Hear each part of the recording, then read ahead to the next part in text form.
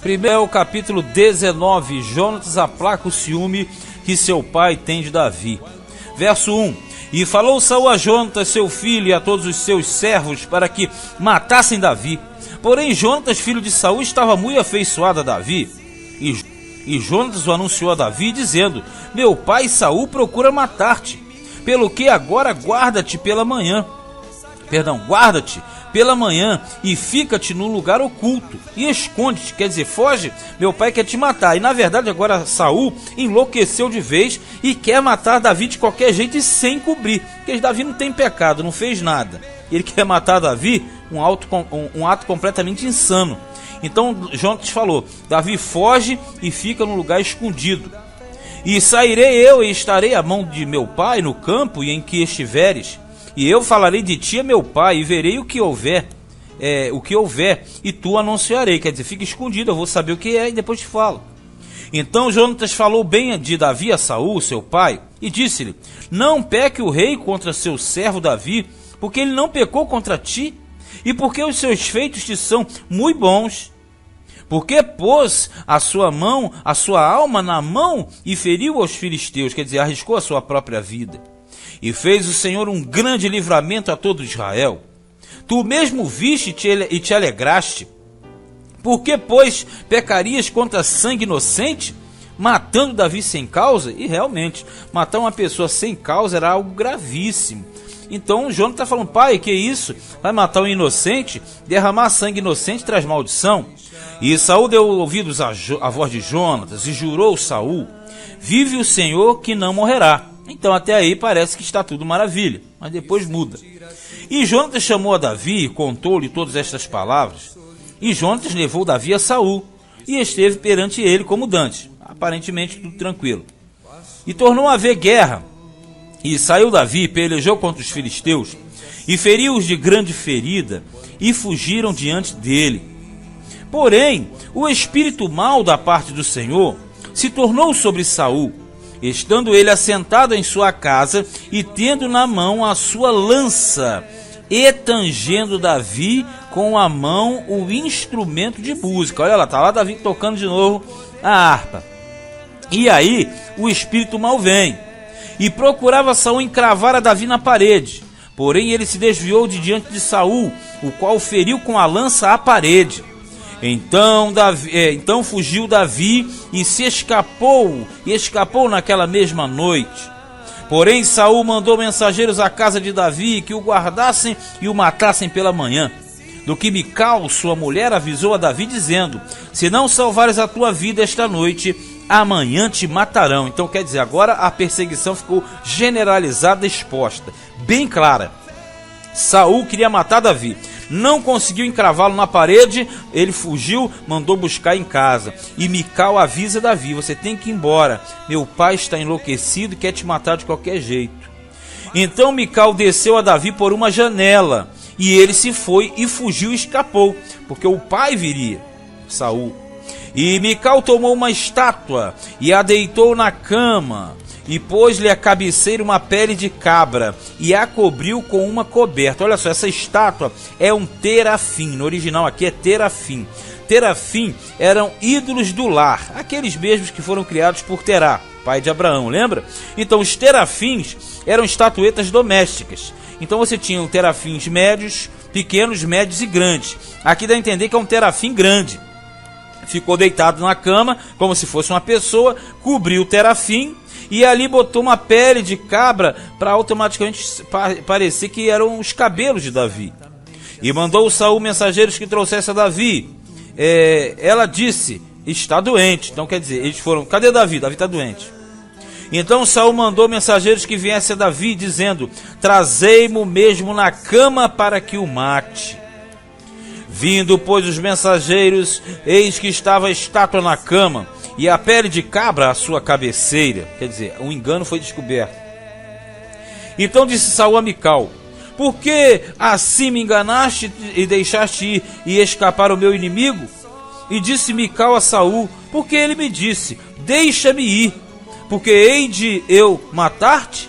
Quer dizer, Ele falou assim: se tu não me deixar embora, Mical, eu vou te matar. E aí ela está querendo sair fora do álibi aqui, com o álibi, dizendo que não foi ela, mas sim ele que ameaçou ela de morte. Assim Davi fugiu e escapou, e veio a Samuel a Ramá, e lhe participou tudo quanto Saul lhe fizera. E foram ele e Samuel e ficaram em Naiote. Vamos entender isso aqui. Davi, ele fugiu de Saul e ele vai para Ramá. Ramá aqui é a cidade de Samuel, Ramataim Zofim. E ali ele chega a Samuel, fala tudo para Samuel o que Saul estava fazendo, e ele fica com Samuel ali em Naiote, que é uma região, uma cidade de Ramá. E o anunciaram a Saul dizendo: eis que Davi está em Naiote, em Ramá. Então enviou Saul mensageiros para trazerem a Davi, os quais viram uma congregação de profetas profetizando, onde estava Samuel, olha aqui, que presidia sobre eles. E o Espírito de Deus veio sobre os mensageiros de Saul, e também eles profetizaram. Vamos entender. Saul manda mensageiros para capturarem Davi. Quando eles chegam, eles esbarram numa congregação de profetas. Esses daqui já são aqueles que estavam debaixo da autoridade de Samuel, porque aqui diz que Samuel os presidia. Mas antes, esses profetas estáticos, eles eram mal vistos, até porque não tinham líderes. Mas a partir de Samuel, nós já falamos isso, começou-se a organização das escolas de profetas. E a primeira escola de profeta vista na Bíblia é justamente aqui de Samuel. Ele presidia sobre eles. Então eles não são soltos, eles já têm uma liderança. E aqui diz que o Espírito de Deus veio sobre os mensageiros de Saul, e eles também profetizaram. O que é isso? Aqueles mensageiros de Saul, quando chegaram na congregação dos profetas, eles foram tomados e impulsionados por Deus, pelo Espírito de Deus, e começaram a falar inspirados por Deus. Foi um método que Deus usou para eles não passarem dali, chegando até Davi. E avisado disso, Saul enviou outros mensageiros, e também estes profetizaram. Então enviou Saul ainda os terceiros mensageiros, os quais também profetizaram. Isso quer dizer o quê? Todos eles, quando chegavam no grupamento, eles eram tomados por Deus e passavam a profetizar, o que automaticamente deixava todos os homens de Saul parados e não chegavam a Davi. O que acontece aqui? Versículo de número 22. Então foi também ele mesmo a Ramá, e chegou ao poço grande que está em seco. E, perguntando, disse: onde está Samuel e Davi? E disseram-lhe: eis que estão em Naiote, em Ramá. Ele chegou em seco, seco é região. Assim como Naiote, região dentro dos limites de Ramá, Ramataim Zofim. Aí ele vai, 23. Então foi para Naiote, em Ramá, e o mesmo Espírito de Deus veio sobre ele, olha só, e ia profetizando até chegar a Naiote em Ramá. Só que aqui, da mesma forma, Saul está indo na casa de Davi, e ele é tomado também por Deus e começa a profetizar, começa a falar inspirado por Deus, e ali ele vai chegar lá na frente, lá em Naiote. Veja bem, 24. E ele também despiu as suas vestes, e ele também profetizou diante de Samuel, e esteve nu por terra todo aquele dia e toda aquela noite. Pelo que se diz, está também Saul entre os profetas, que é aquele velho ditado que teve origem com o próprio Saul, lá atrás, quando ele se encontrou no meio dos ranchos dos profetas. Só que naquela época, os profetas eram estáticos, não tinham líder, aqueles são presididos por Samuel. Por isso que diz que esteve também diante de Samuel, nu, e nu aqui não é nu de todo, nu é despojado de suas vestes principais, as vestes talares. Aqui na verdade tirou a veste principal e ficava com a roupa de dentro, então por isso que estava nu. Mas ali nesse grupamento ele profetizou diante de Samuel. Pode gerar também uma dúvida, mas não diz lá atrás que ele nunca mais viu a Samuel? Saul não viu a Samuel, ambos um a outro. Mas aqui quando ele fala diante de Samuel, não quer dizer que ele estava cara a cara com Samuel. Ele estava diante daquele grupamento administrado por Samuel. Por isso que diz que ele profetizou diante de Samuel. Mas não é diante em presença, é diante da administração do mesmo. E outro detalhe também, aqui quando fala em profetizar, no caso de Saul, você já viu lá atrás que o mau espírito também fazia Saul profetizar. E ele queria colocar Davi, enfiar Davi na parede. Então essa questão do profetizar, você tem que ver, tem que entender, que às vezes o profetizar era inspirado por Deus, em outras questões, inspiradas pelo espírito mau.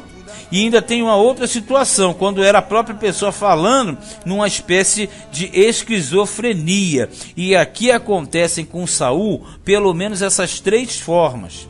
Ele inspirado por Deus, ele inspirado pelo espírito mau, e também em certos momentos ele tem uma espécie de esquizofrenia, e ele mesmo fala deliberadamente ao vento, né? Então, na verdade, é que Saul, e esse que nós queremos, o principal, Saul não conseguiu encostar a mão em Davi.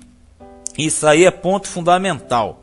Ele não conseguiu colocar as mãos em Davi. Ele ficou retido ali em Naiote, profetizando.